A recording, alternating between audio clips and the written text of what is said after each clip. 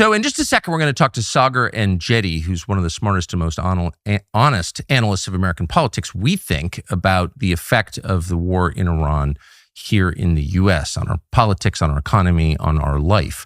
But first, just a couple of quick things, which is no matter what you think of this war, you've got to be rooting for the United States, your country, and particularly for the people fighting this war. It's a cliche to say it, but it's true.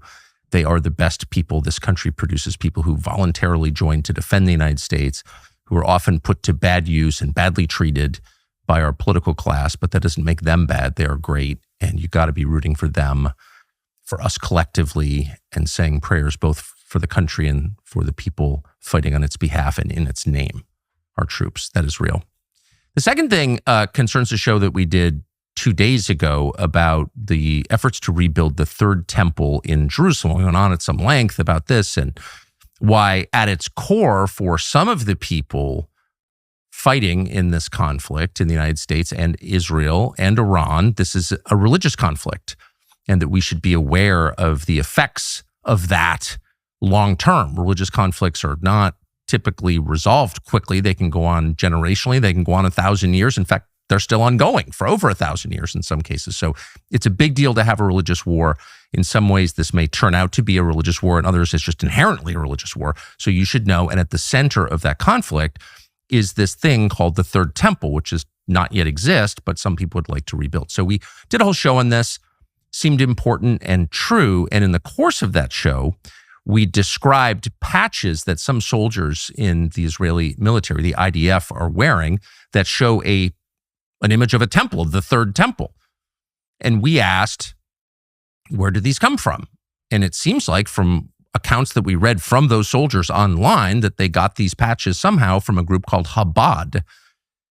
In the United States, it's a global group, but it's headquartered here in New York and Brooklyn. And we said, and you can check the tape, it was like, Chabad, they seem like really nice people. Met a bunch of people in Chabad over the years. They do a bunch of charitable enterprises. But apparently these patches came from Chabad. And Chabad, check their website, is in favor of rebuilding the Third Temple. And why wouldn't they be? They're religious Jews. And the temple is at the center of Judaism as described in the Torah, what Christians call the Old Testament. And all sacrifices, all public worship takes place in the temple in Jerusalem, built on the foundation stone. And that's where God resides, according to Judaism, to Torah Judaism. And all of that ended in 70 AD when the Romans, as predicted by Jesus, destroyed the temple. Now, from a Christian perspective, God destroyed the temple, Jesus destroyed the temple, and became himself the temple. He replaced the temple with his body. And he says this, I am the temple. So that is the Christian view of the temple. But the Jewish view of the temple is very different. And it's what I just described, which is this is where God lives. So if you're a religious Jew, you want to see the temple rebuilt. And there's no criticism of that. That's a religious perspective, which is internally coherent. Our only point was, you should know that this is happening and that U.S. taxpayers are paying for it. And apparently these patches came from Chabad. That was the kind of sum total of my observations about Chabad. Well, the next morning, which is to say yesterday, you wake up and there are all these attacks. Chabad, you're attacking Chabad. You're blaming Chabad for the war. No.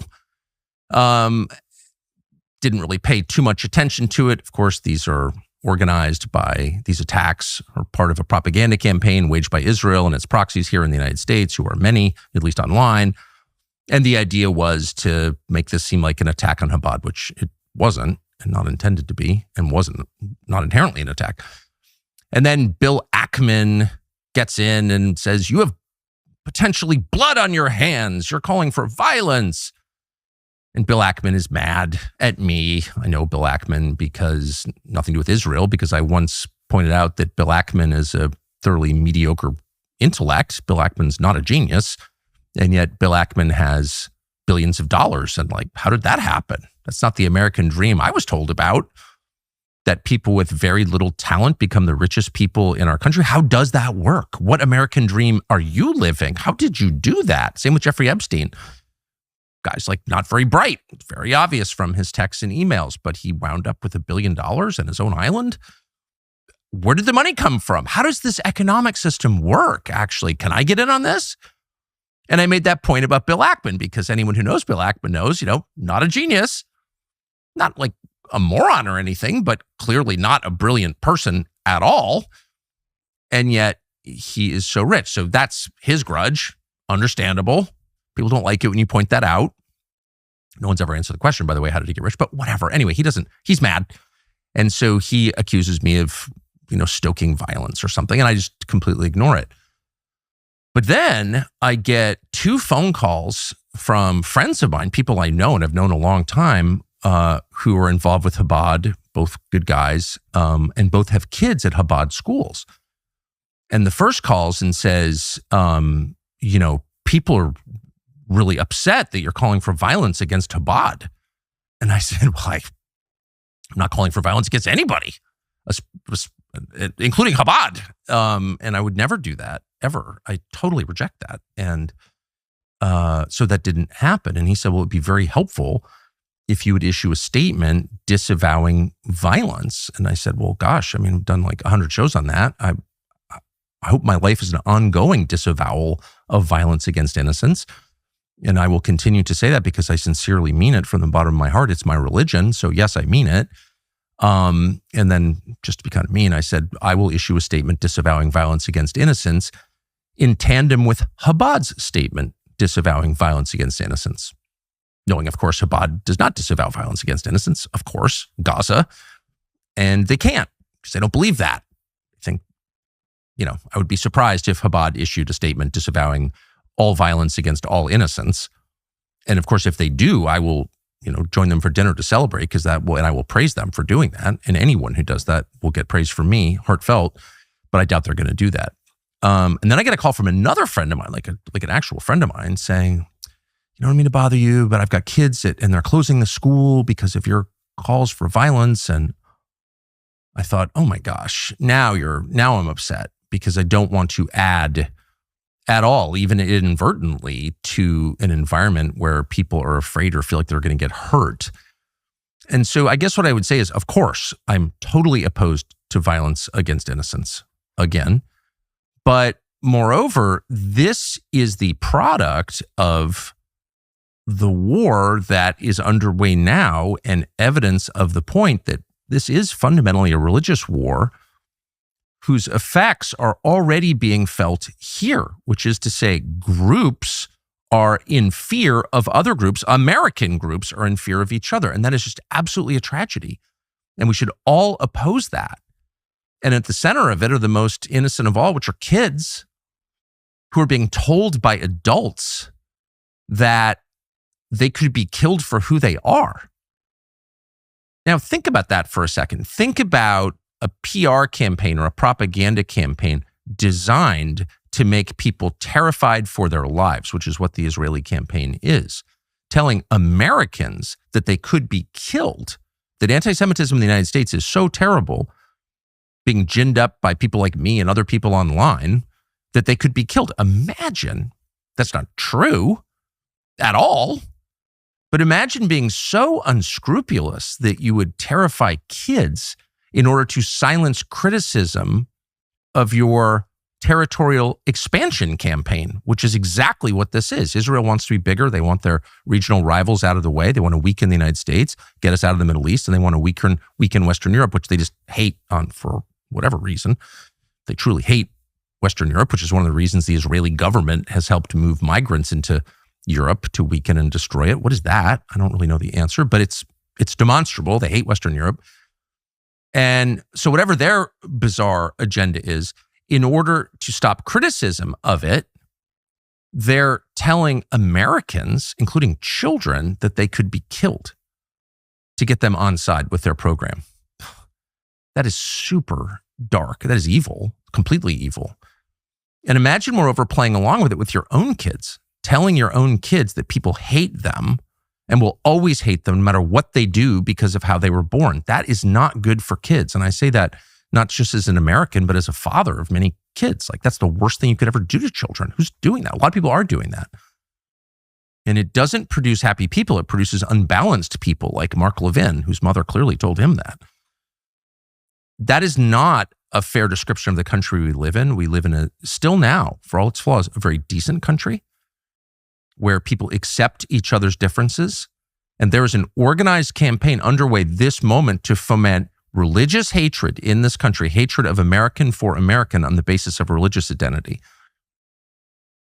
And that is totally wrong morally, but more than that, it's completely destructive. If you want to wreck the United States, and some people do want to wreck the United States, weaken the United States, people behind this war want to do that. Again, that's one of the reasons we're having this war, is to weaken the United States, both economically and destroy its social cohesion. You would do that. And that's why they are doing that. And so I would just hope that all Americans can resist that, deal with each other as individuals, as fellow Americans, as citizens, and whatever you do, leave the kids out of it. Don't use kids for your political ends. That is totally wrong. And the rest of us should call it out when we see it. So I hope everyone connected to Chabad understands that the last thing I would ever do is call for violence against them because they're part of a religious group. No, that's the opposite of what I'm saying. And so with that, our friend Sagar and Jetty. Sagar, thank you very much for doing this. I've been thinking of you all week. Let's start just with the overview. What have you learned since this war began? Well, Tucker, unfortunately, and I'm very sad to say this, is that our very sovereignty is in question right now. The Secretary of State made perhaps one of the most remarkable statements of my entire life and perhaps in modern history when he declared unequivocally that we are involved in this war as a result of the either inability or the adherence to an Israeli strike that was going to happen on Tehran. This reveals a lot of different things about our government, our structure. We were either unable to exert pressure on Israel to avoid such a war, we either acquiesced to it, and both are terrifying in their result because we are, of course, the global superpower, and Israel is a client state. I've also learned, very unfortunately, having spent my entire career trying to repudiate the lessons of the Iraq War, of Syria, and of Libya, of an overwhelming propaganda effort on both sides, both parties, the mainstream media, but still, unfortunately, very alive and well, it seems, in the Republican Party and in the White House, cheering on regime change, demands of unconditional surrender made to the Iranians just this morning, the endorsement of a Kurdish civil war campaign. It really does feel as if things are accelerating, even with the perspectives in modern history of literally 5, 10, even 15 years ago, to learn that these are exactly the moves that we should not be making. And so I'm really terrified right now to be saying that our sovereignty itself remains in question at the behest here of Israel, our very own government, which seems complicit and is, of course, involved in these very strikes. And then watching the way that this is all going, I do not see a single way that this will make the life of any individual American better. You probably find a lot of bags of chips in your pantry during spring cleaning this year. Most will have nutrition labels that read like science projects, dozens of weird ingredients you can't pronounce and shouldn't be eating, but not masa chips. Masa chips, we know this by heart, have just 3 ingredients, all of them simple and straightforward. They're made from organic corn, sea salt, and 100% grass-fed beef tallow. No weird chemical from a plant in New Jersey, no seed oils, just real food the way you're supposed to eat it. Is it healthy? Yeah, of course it is, but it's also great to eat. There's a reason Sprouts Farmers Market and Wegmans pick them up nationwide. They're the best. Snacking on masa chips is nothing like eating regular chips. You can eat a whole bag, not that we'd know, and feel light and energetic. You don't feel sluggish and brain dead like you would with other chips. Our favorite flavor is lime, but they're all awesome. Ready to give masa a try? Visit masachips.com/Tucker. Use the code Tucker for 25% off your first order, or you can link in the video description or scan the QR code to claim this offer on these awesome chips. I unfortunately agree with that, and you could feel it in the days leading up to it. I saw Trump 3 times in the month before, and it was obvious to me that he didn't want to do it. It was, I think, obvious in every TV appearance that he made. He was never made the case that this was going to help us in any way. He did make the case that Iran shouldn't have the bomb. Got it. It was never about that, of course. I don't think he wanted a nuclear armed Iran. I don't think he likes Iran. I think he's been told they tried to kill him. I think that's all real. But he understood the risks, and it was obvious to me from talking to him that he didn't want to do this, but that he kind of couldn't get out of it. And the American president just has less room to maneuver than voters imagine he does. And it's It's a horrible burden on every president since John F. Kennedy. You can feel it, and I think we should all go back and look at the tapes at pivotal moments. And like, these guys just don't have the latitude they thought they did, and they're bumping up against immovable objects and pressure that just can't be resisted. Well, it's tragic if that's the case. I will say, I mean, we can't take away the individual action of our commander in chief and of the people who are in power. And let's be honest here, Tucker. Promises were made. You and I sat in many rooms over the years where we were explicitly told that this is the one thing that we are going to avoid, war with Iran. And I do want to make very clear that it's not just about war with Iran. This is a regime change war with Iran. This is a regional war with Iran, which has now engulfed our Gulf allies. This is now a war which is depleting our interceptor stockpile, calling in the very alliance structure of the United States. We are potentially pulling interceptors away from South Korea, which we of course do 400% more trade with than Israel. I mean, take the combined GCC bilateral trade, the Gulf Arab nations with the United States compared to Israel, and you have Gulf officials who are furious going on national television saying that they are being deprioritized. Their very ministers at this moment you and I are speaking are talking about withdrawing their economic investments in our companies, trillions of dollars at stake. And all of that belies the very people who I think you talked about, the American soldier. And I've been thinking all week about Declan Cody. He was 20 years old and he perished in that attack on our base in Kuwait. He was born 4 to 5 years after 9/11. I'm literally in this business to trying to make sure that something like that doesn't happen. It breaks me to watch somebody who is just that young, who had their entire life ahead of them, perish in another Middle Eastern war, not to mention including one of the servicemen was a mother of children. She had hobbies. She had a husband. And I have to say, I cannot let our individual leaders off the hook here. Secretary Hegseth recently made a statement at the Pentagon podium where he said and chastised the national media for not celebrating more of the, quote, wins that were happening in Iran and spending too much time on the dead American soldiers, trying to highlight that as if it's some sort of political prop. And part of the reason I'm here today and part of the reason I do my show every day is just to say it's not 2003. I will not be blackmailed, silenced, or told that we cannot mourn our dead, that we cannot support our troops without supporting the war. This is over. We are absolutely declaring an end to this. I think you thought, many others thought that this was an end whenever it came to the Trump election in 2024. And it is tragic, actually, to have to be able to sit here and talk to you about this situation today. I mean, the vote for Trump, which I cast, and I don't vote that much, to be totally honest with you. Never have, because I'm always traveling. But I voted absentee for Trump and was happy to do it. And I think a lot of people who don't normally vote did the same. And they did it in part as a vote for sovereignty. That's the debate is, does the United States have a right to make decisions in its own interest, in the interest of its own people? Does your vote actually matter? Are you voting for Bibi every time, whether you want to or not? Or are you actually voting for an American who might help your country? And I think we kind of answer that question. Like, if Trump isn't going to save us from a system that kind of hates us, then what's the option?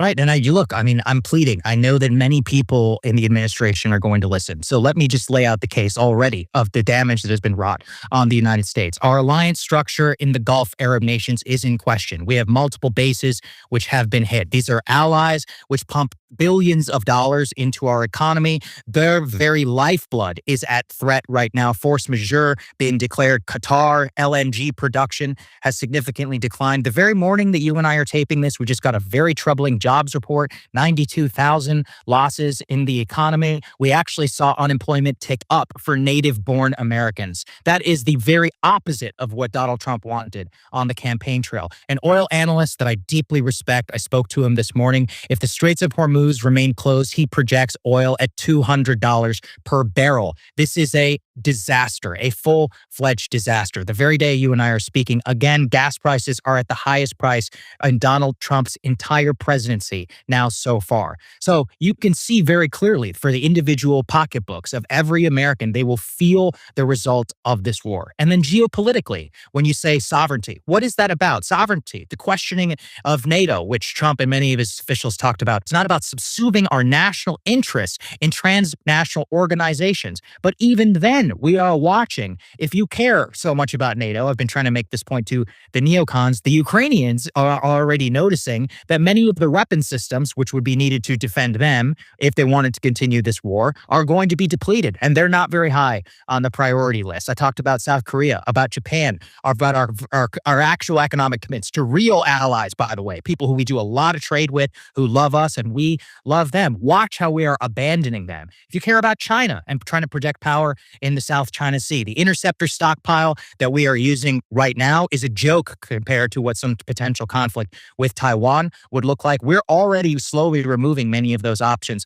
off the table. We are not stronger as a result of this action. And I do not see an off-ramp currently floated by the President of the United States, who is now declaring unconditional surrender. Tucker, you and I, we've bonded often over history. Let's remember unconditional surrender and what it takes. It takes the bloody urban conflict and invasion of Europe and the Battle of Berlin. It takes dropping atomic bombs in Japan, floating hundreds of thousands of American casualties if we needed to invade Japan, to occupy it and demand that very policy. It takes Ulysses S. Grant, who is willing to sacrifice literally hundreds of thousands of casualties for an entire year-long period to get to that point. That's what unconditional surrender means. And that is what the president has been demanding. And I want every American to realize that. Unconditional surrender, if that is the true demand, and it is now, President Trump said, make Iran great again this morning. That can only be enforced with an ocean of American blood. And that is not something in our national interest. We are walking every single day closer to that possibility. And it is an abomination, if you ask me. So most people don't wake up in the morning and decide to feel horrible, exhausted, foggy, disconnected from themselves. But it does happen, and it happens slowly. You're working hard, you're showing up, and then your energy disappears by midday. Your focus is dull. Your weight won't move. A lot of people are told that's just getting old. That's what it is. But that's not actually true. For many men and women, these are not personal failures. They are signals tied to your metabolism, your hormones, and nutrient imbalances that go undetected for years. You don't even know you're deficient. And that's why we're happy to partner with Joy and Blokes, a company that was built for people who are all done guessing and ready to figure out what exactly is going on. And that starts with comprehensive lab work and a one-on-one consultation with a licensed clinician.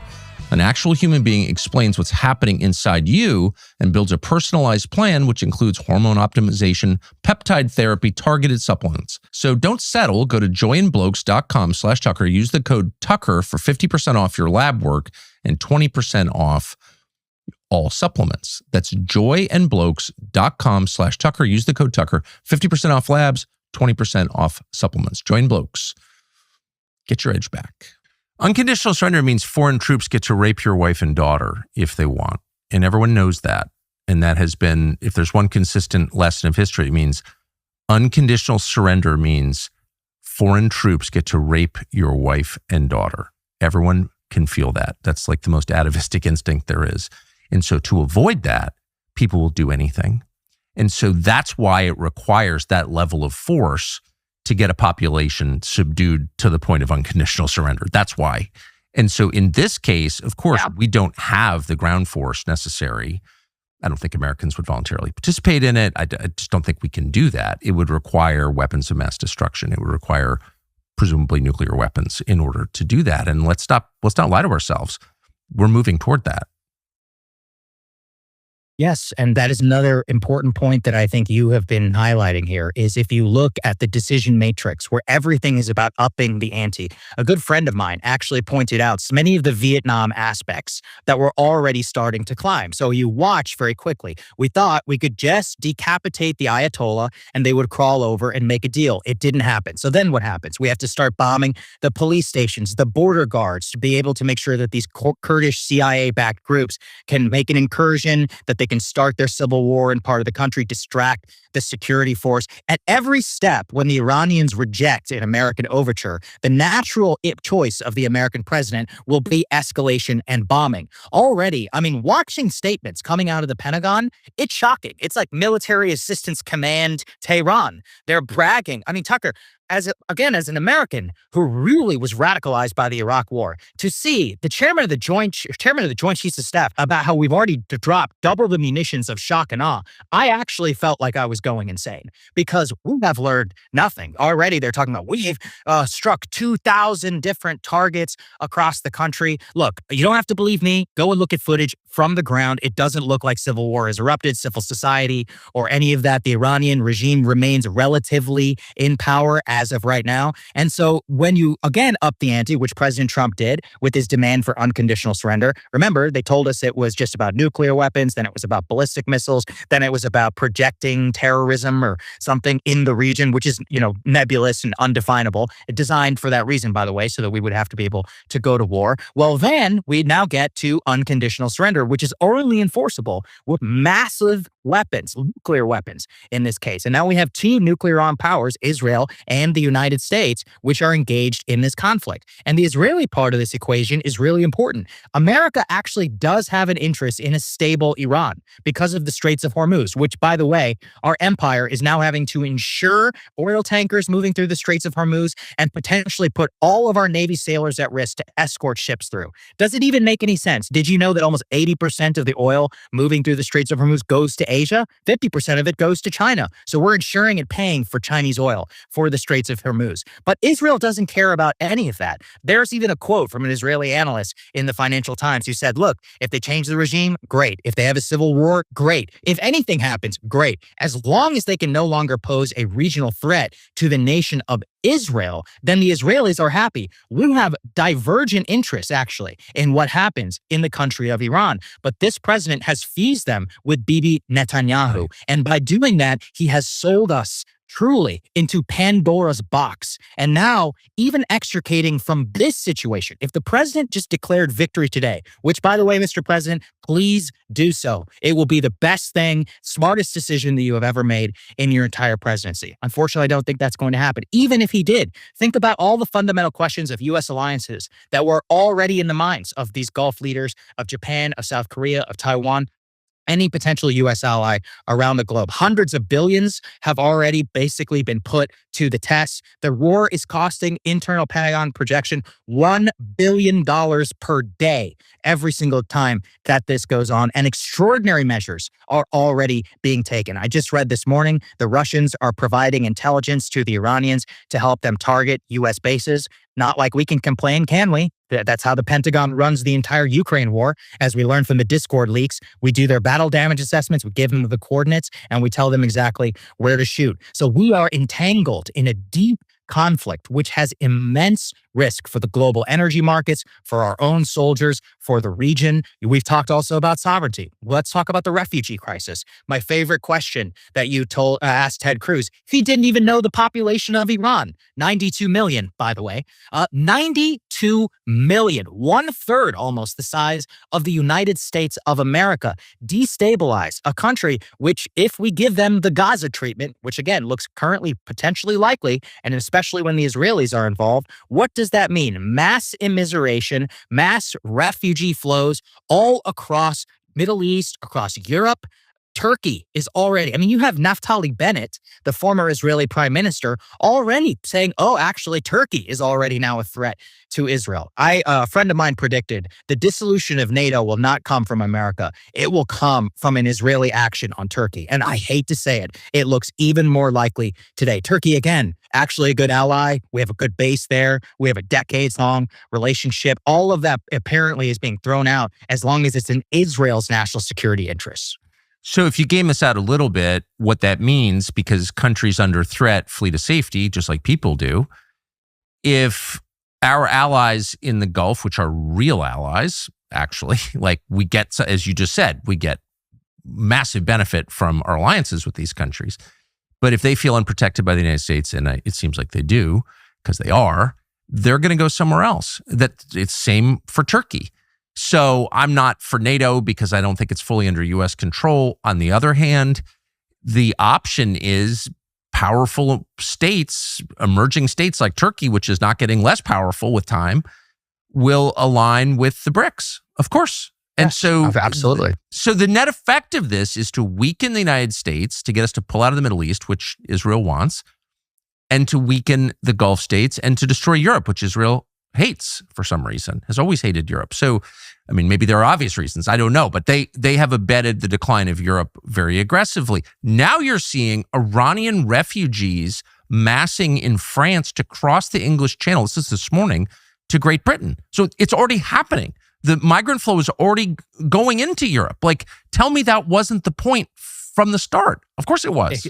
Exactly. And this is why I find it so galling to actually have this administration be the ones who are perpetuating this policy. We understood that the global effects of this refugee crisis, it inspired, things like Brexit, things like declarations of sovereignty, the Donald Trump election in 2016. Exactly. This was genuinely a rejection of that. And then to watch the Syria-Libya playbook currently being played out. I mean, unfortunately, I find many people know Syria and Libya were a disaster, but they can't eventually explain why. So let's take some time. What was it? There was a so-called protest, against Bashar al-Assad. That protest movement quickly became subsumed by radical jihadists. Yeah. The United States, for no reason, basically decided that it was in our interest to remove Bashar al-Assad, massively fund all of these jihadists in the region. We gave them weapons, we gave them time, money, support, of course. And what happened? It created a gigantic civil war, as you always talk about. It destroyed the Christian community, some of the less radical elements of that society. And now 14 years later, a literal al-Qaeda terrorist is their president. The only reason that we don't talk about him that way is because he's a friend of Israel and allowed portions of his country to basically be annexed by them. That's what the Israelis want. They want, and they had no problem with seeing a rump state emerge in Iran. But that's not in our interest. That's not in Europe's interest. That's not in our allies' interest. It is massively destabilizing. Same in Libya. What was the promise? No-fly zone for Gaddafi. He literally gets sodomized on national television, on a video which, deeply inspired Kim Jong-un and many other regimes that wanted to race to a nuclear weapon. I've been told directly that whenever we asked in those bilateral meetings with Kim Jong-un, we said, why don't you just give up your nuclear weapons? He said, look what happened to Gaddafi. He's never going to do it. And he shouldn't. In fact, his entire policy has been vindicated. So that's another element of this. Let's think about nuclear proliferation. Since the outbreak of the Iran war, Poland has now declared their intent to try to become a nuclear power, a nuclear armed state. France said they are going to increase the amount of nuclear weapons that they have under production, and they are no longer going to publicize them. South Korea and Japan are going to be having some very serious discussions around this. So in an ostensible war over a nuclear program, we've actually probably inspired more nuclear proliferation than even the war in Iraq, which I did not think was ever possible. So to watch this all continue in this spiral, none of it works to our benefit. And you and I are not NATO defenders. No. We've talked often about the folly of expanding NATO eastward. However, we can recognize we have fundamental interests in a few select group countries. The problem with NATO is that it got far away from our core security interests. But now countries in the core security umbrella themselves are questioning their fundamental relationship with the United States. The Eastern Baltic region is not one that keeps me up at night, but Japan, South Korea, Japan and South Korea, the GCC countries, which, look, I'm not saying we need a massive basis or any of that in the region, but we need oil. We need natural gas to keep flowing nicely. We need some of that money to be coming back here. And that's obviously very beneficial to our companies. Those things being called into question erodes the foundation of the American empire, which actually does serve the United States. So what we're watching is like the far-flung parts, which always break an empire's back, actually call into question the security core commitments, our national security commitments at a very base level, which is very, very weakening to the United States. People seem to be more inflamed, not just emotionally, but physically, and more tired than ever. And food is part of the reason. Bad food. Ugh.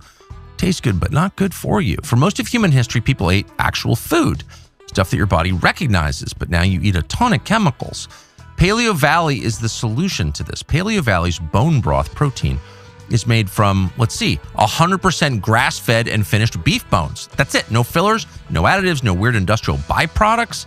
It's actual food turned into something you can consume every day. Most people use it the way we do. You blend it into a smoothie or coffee. The chocolate flavor is top tier. It actually tastes awesome. They also have vanilla and salted caramel. Plus, they make a savory original turmeric ginger and an unflavored version you stir into soup, rice, or even just mix with hot water and drink like bone broth. You could do any of those things or all of them. Americans use Paleo Valley to support joints, digestion, recovery. Paleo Valley verifies sourcing and tests for pesticide, and that does matter. You don't want to drink pesticide, though you probably do inadvertently. If you want to add something genuinely useful to your diet, visit paleovalley.com and use the code Tucker for checkout. 20% off your first order if you do that. That's paleovalley.com, code Tucker for 20% off. I noticed that in the middle of all this chaos, well, there are a lot of things I don't notice because chaos is in part used to, and it always is a cover for all kinds of other things that you don't find out for like 3 years later. You know, that like 2 days after 9/11, something dramatic happened, you never heard about it. Right. So bad people become more powerful in chaos and they do bad things and you don't even notice. But one of the bad things that's happening is Israel is taking over southern Lebanon and, more aggressively oppressing the West Bank and making moves in Syria. How can Israel spare the military capacity, the men's and armament in the middle of this massive war with Iran to take over southern Lebanon? And why are we allowing that? Yeah, that's a great question. Who do you think sells them the weapons and staffs their intelligence and basically supports their entire nation state and military? It's us. And that's the reason. They could never have struck Tehran like this on their own, by their own admission. That's why they always needed the United States. I mean, Bibi, for once, said the most honest thing of his entire life. It's been my dream to go after Iran for 40 years. 40 years, it's been a dream. And so-called, you have Republican senators on our national television with no shame saying that Iran has been an imminent threat to the United States for 40 years. I think they need to go back to school and read the definition of imminent. But at the very least, this propaganda is completely unchecked by our press. It is just accepted. It is currently the party line. But let's get to it. You know, what you just talked about there with Lebanon. Again, if you don't read the Israeli press, which in some cases is actually more honest than our own press, ironically. Much more. There is a quote where they say that an Israeli minister said, "We will turn Dahia into Gaza." That's basically what he said. We are going to take an area of Beirut and we are going to level it to the ground. That's what he said. That is an open admission from the Israeli ministers. What you can see already with the belligerence in all of these different countries, from the strikes in Doha to Syria, now to Lebanon, is this is about regional hegemony for the state of Israel. I also think that their political popularity dramatically declining in the United States at this time makes it more existential for them than ever. They know that this is literally their last chance to knock off any individual power which dares try to either host different types of groups or have a government which may check them in some way. And that's part of why our president's decision to join them is so disappointing, because you can see very clearly, and I think you say this, I often do too, I get it from Israel's perspective. Yeah, me too. But I'm not Israeli. My job, our job, is to look out for our country. And so to see the vast armaments of the United States of America effectively prop up Israeli regional hegemony at the direct expense of our own power projection is shocking. So watch very closely what's going to happen with Lebanon. You're going to see the mass expansion, very likely because of Hezbollah rockets and ballistic missiles, which have been shot into Israel. That will be the pretext for a full-scale, basically reduction campaign. That's what they like to call it. You're going to see very similar actions right now in Gaza and in the West Bank. Don't forget, I know you haven't seen this, or I know you've seen this, an American citizen was killed in the West Bank very, very recently. Not that anybody in America cares at all. No. He's from Philadelphia, by the way, and his own senator won't even stand up for him, Senator John Fetterman, a Democrat, just to show you some of the bipartisanship of this nature. That's why it's sickening to watch. I mean, We've described this before as not a healthy relationship. We're so far beyond that. We need to wake up and we need to reclaim our sovereignty right now. And this has nothing to do with anti-Semitism. Of course not. I just laid out the very strategic case for why individually this is going to hurt you in the short term, in your pocketbook, in the long term, from our geopolitical allies or strategic situation in the region, and then across the globe. If you care about China, chips, anything really, you're watching the degradation of our ability to project force. And that is not only shocking, but it is a urgent crisis, which unfortunately, again, you are not going to hear much of this from our mainstream media networks, which are just cheering on this war, bringing on, Iranian diaspora. Tucker, a friend of mine made this joke. He said, America's the only country in the world where immigrants come here to try and get us to bomb their home country and their family. What's the sickness of that relationship? And I think you know this as well. I'll say it, I'm technically part of the Indian diaspora. My parents are from there. I'm from Bryan, Texas. Never ask me what's going on in India, please. I don't know anything. I'm not from there. I don't know anything about it. I barely know what's going on in my own home country. It'd actually be disgraceful for me to try and to speak on behalf of them, let them speak for themselves. And I can't get over watching. The BBC recently had a package where they had on 3 individuals, Iranian, who were celebrating the bombing of their home country. And my friend Trita Parsi was like, I'm sorry, this is sickening. Look, maybe that's one perspective, but that's not the only perspective. In fact, it might be a minority perspective from what we see currently, what's happening on the ground in the country. So let's not deny the people of Iran their agency, since allegedly we're supposed to care about that and their protest movements. Let's recognize this is a massive heterogeneous country with a lot of disparate types of opinions. And we can look to history to say that when we demand unconditional surrender, again, I'm sure you've seen the literature on this. What did the unconditional surrender demand do to the German populace, even when the Nazi Party was massively underwater in terms of its popularity? They said, we had no choice. We must fight to the death. Of course. That's what they declared. The Japanese, there was a lot of consternation in their society about the way that the war was going. Once you firebomb Tokyo and you kill 100,000 people in a single night, and you say that unconditional surrender and the removal of your emperor is the only thing that we're going to accept, well, a lot more of those people died over the next several months. And so we're probably going to watch that happen now with Iran. It's the same dynamic that always plays out. And the point, of course, is to build Israeli empire, to replace American empire, which is dying, hastened by this war, with Israeli empire. And one thing I notice, I can't contain myself and have to express it, but when you say that the Israelis are destroying Beirut, which is, having been to a lot of places in the world, one of the prettiest places on the globe. Beirut is a marvel. It's beautiful. It reminds me, and it's being destroyed by Israel, which is one of the single ugliest countries in the world. Nothing of beauty has been built there since 1948. Sorry, I've been everywhere in that country, and it's true.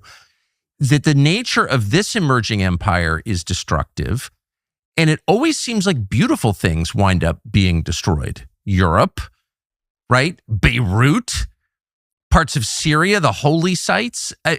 Parts of Iran are apparently beautiful, totally blown up. This does seem like a war on beauty as well, which next to truth is like, this is not an American perspective, but it's a Christian perspective and a real perspective. It's a global perspective. Beauty is worth preserving. And yet it seems the determined effort of the IDF to destroy beauty. And I just want to say that because I really notice it. Well, we watched some of that in Gaza, and you don't have to be a Hamas lover to recognize the beauty of some of those churches or of their society, of the West Bank, which I'm sure that you have seen as well. And I've been and spent a lot of my life in a large portion of this region. I'm watching my former neighborhood in Doha, Qatar, with missiles flying down. And by the way, I think it was exactly a mile from where I used to live when I was in high school. In Doha, Qatar, that the Israelis actually struck that Hamas compound and actually even killed a Qatari police officer. I can't imagine what some of my, look, this could have been me. Once upon a time, I was a classmate at the American School of Doha. It's March, so it's just school time. There are children, American children, by the way, children of oil executives, others.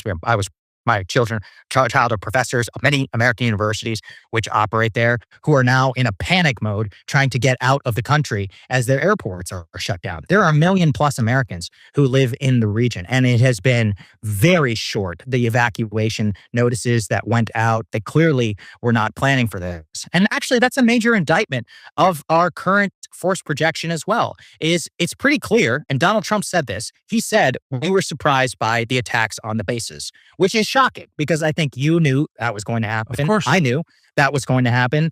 You only need to read open source and read a little bit of what the Iranians themselves were saying. They were like, hey, here's the plan. If this happens, this is what we're going to do. And he said that they were surprised by that. And now 1 million Americans are stuck.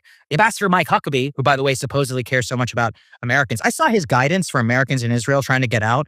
He was like, take a bus to the Sinai and hopefully you can catch a flight from there. That's insane. It's like a 5 or 6 hour bus ride, which they're not even really arranging, and that they would take to the Sinai Peninsula. And then I even read a story of a pregnant woman who did all of that. Imagine the stress of all while this is happening. It'd take 5, 6 flights to be able to come home. These are our people. These are the people that we're supposed to care about. And so it's just so tragic. Thinking you're talking about war on beauty. What you're trying to recognize and paint for a picture, not everybody is as privileged as us to be able to go all across the world, is to say these are not, evil, incarnate, gray, black, white photos. These are real places with real people. They have different opinions. Some of them hate us. Some of them love us. Yes. They have very disparate histories and identities, religions. They're beautiful in the same way that all humans really are beautiful in all places, that we can find something to appreciate about them. And so I think that's what's tragic. Things around the world are moving so fast right now, it's impossible to keep up with all of the changes. But we do know that when those changes happen, markets change too. And nothing changes faster than the price of precious metals, gold and silver. It just shifts in an instant because it is a reaction to and against what's happening in the world. So timing is essential. If you're thinking about adding precious metals, and you definitely should, we do, you need to know when prices are going to move and why they're moving. And Battalion Metals makes that all really simple. You can buy the dip when it happens. So if you want real-time alerts sent directly to your inbox when gold and silver prices move, go to battalionmetals.com/alerts. Markets move fast, stay ahead of them. So it's battalionmetals.com/alerts.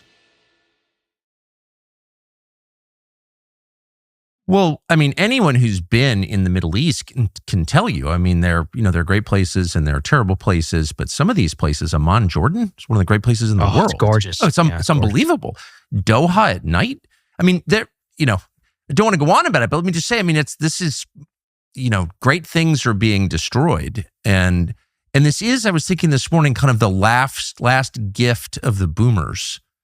Wars that are planned by that same generation, which really did kind of diminish the United States in the space of just 50 years. They really took so much and gave so little. I think this is the kind of war you could only have between people of advanced age. I was thinking that. I totally agree with you. And, let's even take some of the talking points. You're older than me, so this might resonate with you, but everybody says this has been happening for 47 years. Remember 1979. I'm 33 years old. My mother was 15 in 1979. Okay. So 1979 to me is a history book. Yeah. 1979 is Argo, the movie. That's about as close as I've got to the Iranian Revolution. I'm much closer to the destruction of my country at the hands of the neocons of Iraq and Afghanistan. I watched my cohort being unable to buy houses. I watch relative people who are younger, who are terrified of AI. I have friends who are having their electricity bills go up as a result of data centers. I've watched my own city, Washington, D.C., which you and I have spent a lot of time in, go downhill every single year that I've lived in it, which is shocking, right? And to watch literally that happen. And then meanwhile, I get on planes and I go visit Tokyo or Doha or Singapore or Bangalore, any of these places, which had a lot of problems and still do, but have gotten a lot nicer. Whereas where I'm living continues to tick down. So 1979, I can appreciate as an American, especially for a lot of the boomers. I get it. It must have been so horrible and shocking. And, to be fair, I also think that the way the media covered that at the time, they acted like the revolution just happened out of nowhere. They don't have enough of the know-how to go back to Mossadegh and the political revolution and the CIA and much of the meddling that we also did in that country, not to mention the disaster of Jimmy Carter. But I empathize with them for their hatred, let's say, of Iran and their knowledge or looking at it as an enemy. But I would also ask them to give us the same empathy is to look at us in the country that we have grown up in and are now raising children in my case, and are saying, I am looking at Iran as an explicit, not only distraction, but coming directly at the expense of a lot of the problems, which I care a lot about on behalf of my family, on behalf of the people who are around me. And for them, I don't see any benefit from this. Well, that's for sure. So now I want to ask you about the effect on American politics. I mean, it feels like in the last week, well, as you said, the Secretary of State said something out loud that the day before would have been denounced as an anti-Semitic conspiracy theory. Israel made us do it. He said that, and it's true. I can verify that. That's true. And now everyone's seen it. And so, where do we go? The kidnapper has pulled off his mask. So what does that mean now that we're know? We're not going back from here. We are not going back from That's here. For and the sure. Republicans are in a tough spot. So let's look at the evolution of just the Democratic Party in the last 48, 72 hours. I'm watching Ruben Gallego, Mark Warner, who is like a national security Democrat, whatever that means, who are like, he's a wow, CIA cutout, yeah. Literally, right? Like, as you and I know. And he's talking about how we're, the tail is wagging the dog and we can't be acting on behalf of Israel. Gavin Newsom, the governor of California, who months ago twisted himself into a knot to avoid saying the word AIPAC and couldn't even talk about their influence on politics, just said he understands why people would call Israel an apartheid state and how we may have to question our relationship with that country. So the dam has broken on the Democratic side. Wait, can I just ask you to pause? What are the chances? I've watched all of this with my jaw open. What are the chances Gavin Newsom called the ADL and AIPAC first before he said that and said, hey guys, just want to give you a heads up that I'm going to performatively attack you? Almost certainly 100%, but the attack still matters. And the fact that even ADL or AIPAC would even allow that to happen if that were the case is still shocking. I mean, even AIPAC has made changes in a lot of their funding where they're allowing funding to go to some Democrats even who are at least on the surface level who are opposed to them. But if that's the Overton window that we all now live in as a country, we can literally never go back to even the 2024 status quo. Yes. But this is where the Republican Party is very, I think they're in a very tough spot. Imagine the amount of messaging, let's say, that's going to start to come out about how Trump doesn't care about your gas price. I mean, it's not just messaging, it's literally true. The president said, basically, high prices is so be it. And even in terms of dead Americans, it said something along the lines of, it happens, there are casualties in war. These comments are going to be wall to wall. I remember 2006 vividly. It was actually the first election, which I really paid very close attention to and lived through. I'm sure you do as well. Just remember how the Democrats destroyed the George W. Bush party. And then let's look at the structural problems that we already have. We have the economic problems I already mentioned, the bad jobs report as of this morning, potential high gas prices, just like back in the mid 2000s. And then you have people, senators like Ted Cruz on your show, Mike Huckabee, members of our government who are talking about the third temple. I mean, that's insane. You're talking about third temple and red heifers. I'm out here trying to pay my bills, man. Exactly. And then you can just watch how this is going to erode the entire Republican Party, especially whenever it comes to turnout. Now, but I do also want to be clear, and you lived through this as well. I grew up in Bush country. The Bush dead-enders, they stuck with him, with 5,000 American troops dead. So there are a lot of Republicans who will stick with President Trump throughout this war. They revere and they trust him, and that's their right. They can do so. But here's what I always try to say. Republicans are not the reason that Donald Trump won the 2024 election. He won with a wide coalition of young people, of Latino voters, of a lot of independents. And those people, I can attest to you this 100%, because a lot of them are watching this show, my show, all the time. They have turned on this president. They are furious about not just this war with Iran, but a lot of different things up to this point. And at this point, I mean, we are going into a territory where it's not just about the war with Iran. It's about how many clips, I've played some of them on my own show, of members of this cabinet, members of this administration, who spoke explicitly about why war with Iran is not in our interest. And it's one of those things that's like the Epstein files. What people see inside of them is when you cover that up, I can't trust you about anything else. And same with war and peace. I mean, we're literally playing with people's lives. And you've spoken very eloquently about the reason Washington loves this is because they believe that they are God, is that the power of God for life and death upon them makes them feel bigger from whatever sad life, that they came from. And they've been subsumed by that now with power. And they are going to get a rude reminder of what that looks like in the midterm elections if things don't go in a radically different direction. We're watching that play out in Texas. We're watching that play out all across the country with Democratic turnout. And look, even in a self-interested perspective, for a lot of these Trump officials, if you don't want millions of dollars in legal bills and house subpoenas for the rest of your life, the rest of your natural life, let me be clear, you might want to start to do something very different than what you're doing right now. So as I said, I flew up to DC 3 times in the last month to try to convince Trump not to do this. It didn't work. It happens. I'm looking at this and I'm thinking, boy, this is not going to get better. So then I think I'll fly up again and ask him. I mean, I don't know if anyone else is doing it, so I'm going to try to just declare victory and go home. Like, you killed an 86-year-old cleric. Let's just call that a win and then pull back. And so then, meantime, he got convinced to denounce me. Okay, I don't care. I'm going to fly up anyway and see him, right? Even though he's like denouncing me. So I call over there to see, call someone who knows him to see. I said, I'm just going to fly up anyway and tell him this because I think it's so important. And the person says, don't bother, because he's being shown polling that this war is like a 90-10 win for him. And I said, I don't know where that polling is coming from. It's like, I guess you could make any kind of poll, and he's watching Fox News, which is telling him the same thing, and he's getting fake polling. I guess they're only polling Sean Hannity's viewers or something.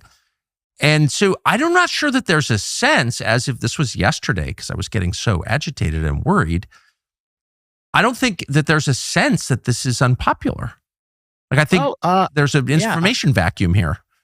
There's a massive information vacuum. And, for the president and the administration who declared victory based on internet and vibes and podcasts, let's take a survey, shall we, of every podcast that he appeared on. Right. And how do they feel about the Iran conflict? You can look very clearly for yourself. You can look at a lot of the polling of that same demographic, which they were very excited about, young men in particular. How are they feeling about this conflict? And, if you were saying 90-10, it's not even true in the Republican sense. I mean, the latest one that I saw was like 72% Republicans, which, by the way, Mr. President and everybody in the administration, Bush had 93 for Iraq. And how did that turn out for him? So let's not put all of our eggs in the basket of just because Republican voters are here, that this is all going to be like sunshine and roses. And I also would not make the spurious claim that it's all about Iran. It's about compounding effects. The gas price effect of the Iran conflict is going to be dramatically more important to the White House's political chances in the midterms than anything that's actually happening on the ground. I don't think it should be that way, but that's reality. And I do think also, your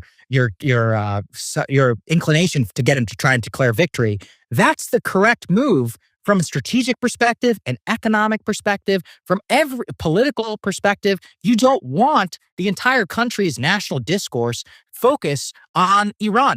I'll give you a good example. Just yesterday, the White House did a summit where they were trying to address rising electricity prices on data centers. In another world, no Iran, that's a main topic of conversation on my show. A major topic, maybe one of yours interests as well.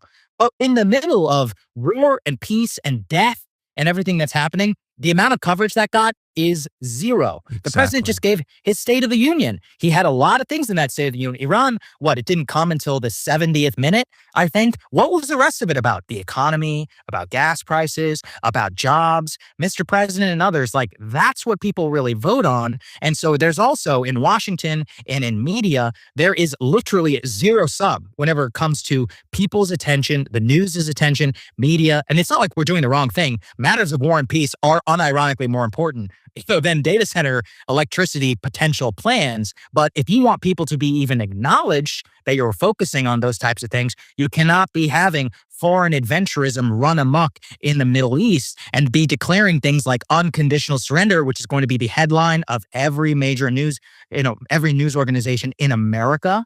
Whenever we're going to make Iran great again, whether you're pro or anti, that's all people are going to be talking about for the foreseeable future, not to mention oil prices and just the sheer imagery of bombs literally flying over people's head. So big picture, and again, I'm always rooting for the United States and its president, no matter who it is. In the case of this president, I know him really well for many years, and I will always like him. I don't care what he says about me. I will always have affection for him. But I also think, if you think about it, like this is the end of something. Voters take a guy from completely outside the political system because they're so frustrated with the system, and they like him or don't like him or whatever, but it's the system that is on trial here, and the system has been found wanting. It doesn't actually respond to voters in the way that it should. It's not improving the country. So they bring this guy from completely outside the system to shock the system and to tame it, to drain the swamp. And now I think we can say that that failed. And so what now? Yeah, that's, we have 3 more years to go.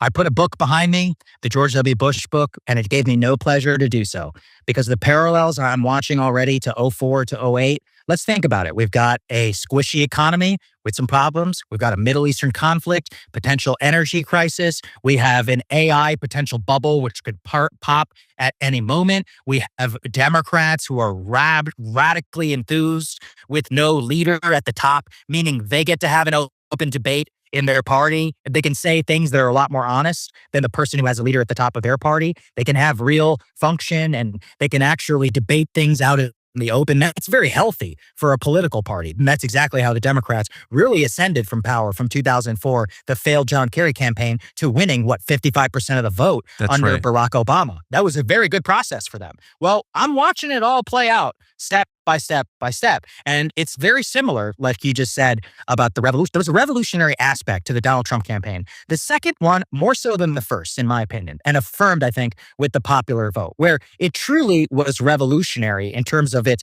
You have this president, he'd been president before. I mean, literally, like he was almost assassinated. There were all of these potential indictments against him. The imagery, the sheer imagery and idea of somebody like that being able to ascend again to the highest office of the land is insane. And then in the initial moments, you have Doge and you have people you would never see in power like RFK Jr. and Tulsi Gabbard and Pete Hegseth. There was a real excitement or Kash Patel, at that point, not at this point. But these people were seen as revolutionary actors who were going to come in and throw a bomb inside of the system. But then, if you watch the U.S. government do the exact same thing that it did under all these past presidents, your revolution starts to look a lot more like the status quo, which was deeply hated and which you exploited to your great political benefit. And right now, I am watching the same type of revolutionary aspect take place in the Democratic Party. And if you want any part of that, and not to just be run over in future elections, they need to get wise very, very quickly. I wonder, since all kinds of things have happened in the last 2 years that no one ever could have predicted, like really, really radical things from Trump being shot in Butler, Pennsylvania, to right now, a week ago, the United States declaring war unprovoked. There's no direct provocation in the middle of negotiations with Iran. Even though it was happening, it was still a shock that it actually happened. Since we have a very recent track record of really unusual, if not radical things happening, how concerned should we be in the United States about something like really radical happening here, and not just a terror attack or as likely a false flag terror attack or whatever, Americans being killed in America, which is what matters. But the U.S. government doing something crazy. How should we feel about criticism of this war? Are Americans who criticize the war from within the United States at risk? Yeah. Do you think? Let's just be honest. It terrifies me. Let's be honest, and you should be honest, because, let's look at the Department of Homeland Security, right? And you and I can be supportive of a lot of the president's immigration policy. Yeah. And I think we can also recognize that there were parts of that immigration policy which were specifically directed by a foreign lobby for trying to deport people who were critical of the nation state of Israel. Sorry, I didn't care about that. That was literally a function of the Department of Anti-Racism effectively coming in, becoming the Department of Anti-Semitism as floated by by Ibrahim Kendi. So that true. was the level of So insanity true. that we saw when people are getting deported for writing an op-ed. Okay, well, now this machinery has a new potential lead, Mark Wayne Mullen. He's very pro-Israel.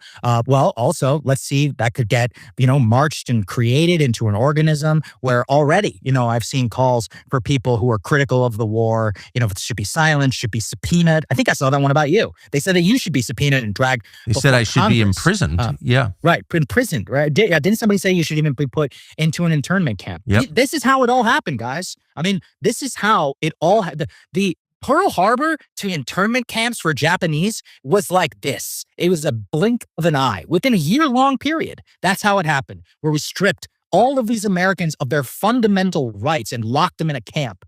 That's insane. So the idea that it could never happen is obviously proven by our own history that it very obviously could. But more importantly, it will look like in a 21st century way. So there will be AI, there's already mass censorship, there's mass bots and propaganda efforts that are going on right now. I mean, already, how difficult is it to even see various types of video, which is coming out from the actual conflict, trying to verify whether any of this is even real in real time as we're processing what's happening. But I think what you raise is if you look at every war as for Americans, especially the wars of my lifetime, the war on terror, I am fundamentally less free today than I was as a child born in the United States in 1992. And the Americans who lived through Vietnam were less free after the Vietnam War than they were before. And the Americans who were born, or the Americans in World War II, were less free in many respects, or especially during the war, for censorship rules and all of the stuff that the government was doing than before the outbreak of the war. And then before that with World War I, in the Civil War too. I mean, think about suspension of habeas corpus, all of these different things that these presidents have done. It is a natural effect for a wartime nation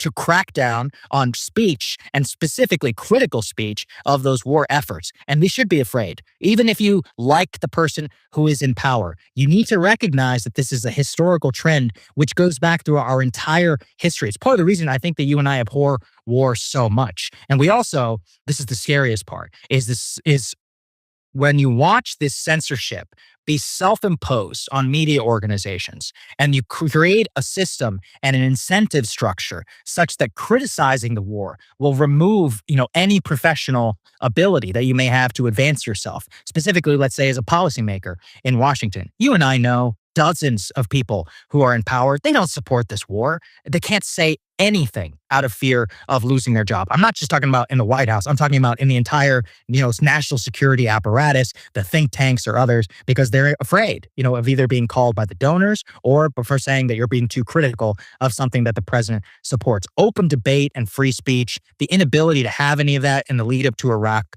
destroyed our nation. It destroyed it. I'm very committed to making sure that doesn't happen again. But you and I are we're individuals, and the U.S. government is a leviathan, and we should be wary of it.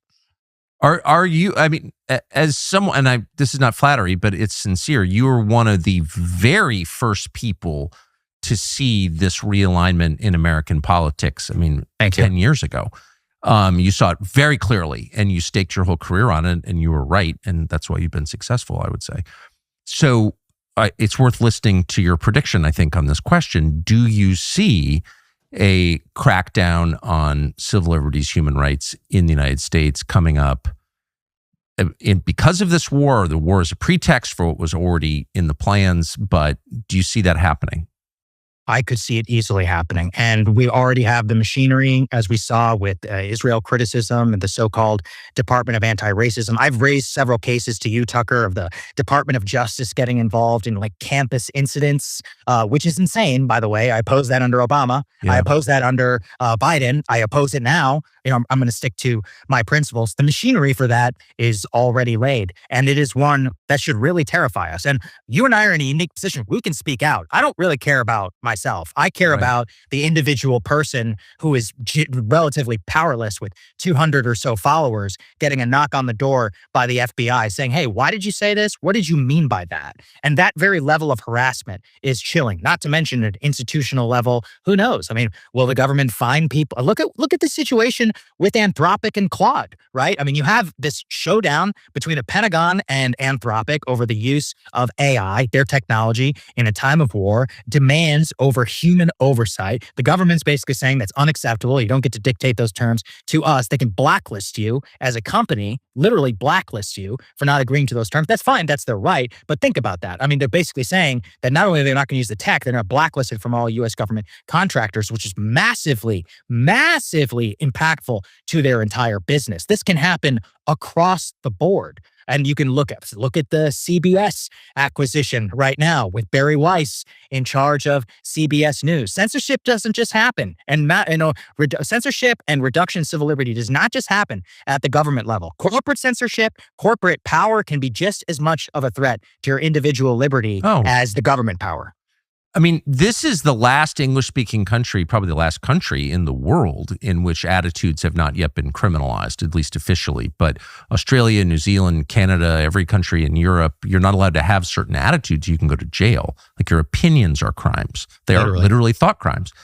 Yeah. And I've just noticed, because I've been at the center of it, this effort over the past year to criminalize attitudes. And when I was first called an anti-Semite, I remember thinking, well, I'm actually not. And so I don't know why you're calling me that. And I was annoyed or whatever. But the insistence with which these forces are labeling people with the slander anti-Semite, it doesn't seem accidental. I don't really think they care if you're an anti-Semite or not. I mean, Israel's very close to the Zelensky government, which supports actual Nazis. Right. So, like, they don't care if you're an anti-Semite.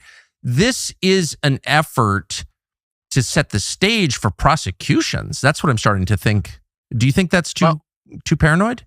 No, not at all. Well, first of all, we literally deported people for being critical of Israel. That actually happened already under this government. We are having the Department of Justice, the Attorney General, get involved in campus incidents around so-called anti-Semitism. That is the machine and the groundwork, which could be laid for exactly what you're talking about. But then let's look. We recognize this. If you lived through the woke revolution, let's think about the way that this works now with so-called anti-Semitism, as they accuse you. It's all about escalation. So first, you're being defined as an anti-Semite. In more recent comments, what did they say? That you're trying to incite violence against a specific organization. Incitement of violence is actually a very specific term. So what does that mean? An imminent threat, which means that they want to be able to have an FBI agent come and knock on your door to ask you either to clarify what you're asking about or potentially prosecute you for your alleged comments that are around this. Each one is a step in a ground to make and to lay the groundwork to make it so that such a case could eventually be brought, and in an insane time. And when we we're at the very beginnings of this conflict. Who knows how long it goes? I pray it just ends. But again, all through history, it only usually gets worse whenever it comes to censorship and demands. I mean, already this entire conversation, you and I know, will be branded as anti-Semitic and pro-Iran. These are meaningless, ridiculous terms, but they will be pumped as propaganda into an entire ecosystem to smear and to define us both as individuals. From there, if you're pro-Iran and we're at war with Iran, wow, then you're a traitor. So now the traitor moniker is going to begin to be applied. And then from there, we'll start talking about treason. Right. So very recently, I'll give you a great example. During the outbreak of Russia and of Ukraine, we had an incident, I think it was with YouTube, where they banned all Russian state media. And I would make a case to them behind the scenes. I said, guys, I'm not pro-Russian, but if we're in the middle of a war, which, ostensibly we're not even in, shouldn't I be able to cover what's going on in Russia? Which, yes, has a state media, but they put out things from Vladimir Putin. Should I not be allowed to play things from Vladimir Putin? But never really had any answer to that. I used to deal with that with Donald Trump. So back in 2021, they had a policy where even if you played a clip of Donald Trump saying that the election was stolen, let's say in 2021, they would take down that video. And I would say, guys, I have to cover the news. He's going to run for president. I can get commentary on his clips, but that is how quickly the censorship machine can act. And especially now we're watching here with the intertwinement of regulators and of these big companies. If you start to put pressure like that, you could see it so that even with the government not directly trying to censor you for your comments, by literally just branding you anti-Semitic, pro-Iran, or any of these things, you can watch your very ability to speak out as a citizen in America be eroded, or evaporate completely overnight. And just to restate, like, the foundational principle of the country, you have a right, a God-given right, not granted you by government, but with which you were born, to have any opinion you want. to follow your own conscience. You don't have a right to do anything you want, but you have a right to believe anything you want and to say anything that you want that you believe is true, period. And so I'm not pro-Iran. I've never been to Iran, and I'm certainly not an anti-Semite at all. However, any American has the right to preferences and beliefs, religious beliefs, philosophical beliefs, political beliefs. Those are absolute rights. Those are human rights. That's what human rights are. And so you can never prosecute someone for having views you disagree with, period. And I do think we have to stand up for that above all else, right? Especially in wartime. In wartime, Yes. more important than ever. And, again, I watched this happen with Iraq. I watched this happen with Afghanistan. I've read too much about it from Vietnam, from World War I, from World War II, from the Civil War. And I literally based my entire career trying to say this will never happen. Or if I have anything to do with it, it won't happen again. And then it did happen again. Yeah. And so then we have to set up for the next playbook. It's okay. We know that they're coming. We know they're coming. So we have to plan for that. The only way to plan for that is to get the people who are on our side. Because fundamentally, it's not about us. It's really about smaller, private individuals who have literally the fundamental right to say their whatever they want. And for them to be harassed, we have to protect that more than anything. Yeah. I don't know what's coming next, but I know that you're going to be at the center of it. And I know you will understand it before most people. So I hope that you will come back. I really mean that. Anytime, and Tucker. I'm grateful for this. Thank you, Sagar and Jedi.